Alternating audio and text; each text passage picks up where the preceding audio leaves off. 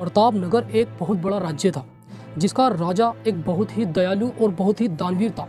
वो अपनी प्रजा की देखरेख करने के लिए हर वो चीज़ करने की कोशिश करता था कि जिससे कि उसके लोग और उसकी प्रजा हर तरह से खुश रह सके। लेकिन राजा कुछ दिनों से बहुत ज़्यादा परेशान था। राजा दिन प्रतिदिन बूढ़ा होता जा रहा था। उसको अंदर ही अंदर ये बात सताई जा रही थी कि मेरे चले जाने के बाद इस राज्य को संभालेगा कौन, इस राज्य का उत्तराधिकारी बनेगा कौन। यही बात उसको खाती जा रही थी क्योंकि उसके 3 बेटे थे और तीनों ही बेटों ने एक ही विद्यालय से पढ़ाई करी थी और एक ही गुरु से उन्होंने सीखा था। तो राजा बहुत ही ज़्यादा कश्मकश में था कि आखिर उन तीनों बच्चों में से उत्तराधिकारी किसको चुना जाए। तो राजा ने सोचा क्यों ना इनकी परीक्षा ली जाए। राजा ने अपने तीनों बेटों को बुलाया और उनसे कहा कि देखो बच्चों, मैं और तुम्हारी माता हम दोनों जा रहे हैं तीर्थ यात्रा पर। ये एक एक बोरी अनाज की आप तीनों को दी जाती है। बस जब मैं लौट कर आऊँगा तो आप लोगों से मैं इसका हिसाब लूँगा।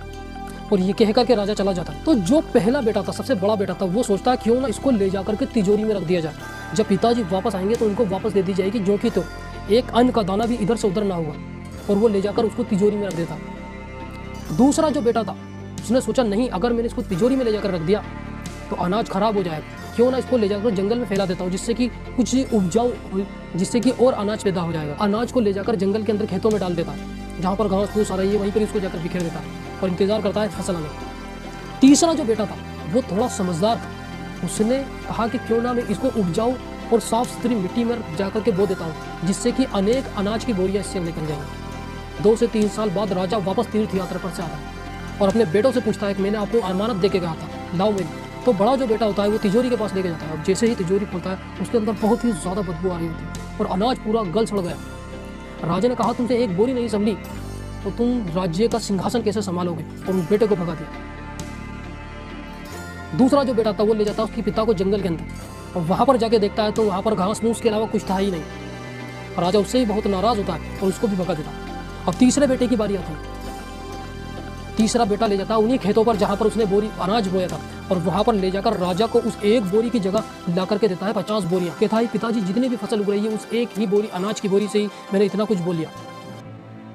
राजा उससे इतना ज़्यादा खुश होता है और उसी को उत्तराधिकारी बना देता है। तो दोस्तों, जिस प्रकार राजा ने गेहूं देकर कहा था, इसी प्रकार ऊपर वाले ने हमें भी कुछ गेहूं संभाल के रखने के लिए दिए हैं और वो गेहूं है हमारा ये जीवन। लेकिन हम किन ही बेकार के कामों में हमारे जीवन को खराब करने में लगे हुए हैं। ऊपर वाले ने ये जीवन इतना खूबसूरत हमें तोहफा दिया है, इसको हम विकास करें, इसको फैलाएं, इसको अच्छी बातों का ज्ञान हमारे अंदर लें और अच्छी बातें हम सीखें और अच्छी बातें लोगों को बताएं। लेकिन हम इसको जीवन को गंदी बातें और गलत चीज़ों से पूरा सड़ा देते हैं और जब आखिरी में ऊपर वाला पूछता है जीवन कहाँ खर्च किया तो कहते हैं कि बस कहीं नहीं। अपने जीवन की ज़मीन को साफ करिए दोस्तों और उस पर अच्छा अन्न बोइए, उस पे से घास फूस को हटाइए, यानी कि अपने अंदर की ये गुस्सा, ये जिद, ये किना, लोगों के लिए नफरत, इस सब को अपने अंदर से दूर निकाल कर फेंक दीजिए और इसके अंदर सिर्फ और सिर्फ लोगों से मोहब्बत, लोगों की हमदर्दी, इन चीज़ों को अपने अंदर ग्रहण करिए। इससे आप बहुत आगे जाओगे दोस्तों।